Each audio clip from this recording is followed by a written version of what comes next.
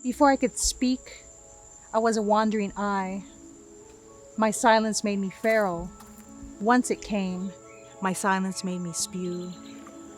For hours once, I watched the ants marching in a line, from kitchen to yard, so told my mother, I love you more than there are ants in the world.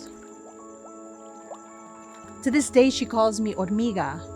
Miga in Spanish means crumb. Crumbs everywhere sometimes. A constellated human gift. If you travel to England alone, you'll discover the shingle beach in Brighton.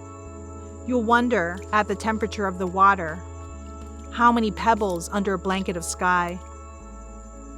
If you're not a prophet, there will be days you can get by without speaking.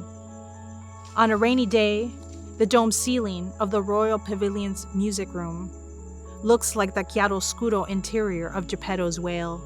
When I could talk and talk, I walked the actor I liked through the musty Museum of Natural History's Hall of Ocean Life, where I said, humans should just walk back into blue waters, the color of his eyes. In Hiroshi Sugimoto's seascape, the Caribbean water is black. At times, there are no words for things I want to say.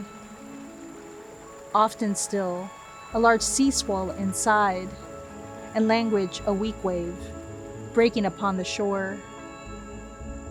Biologist Roger Payne calls whale song uninterrupted rivers of sound. What did the lost whale swimming in the brown Thames feel?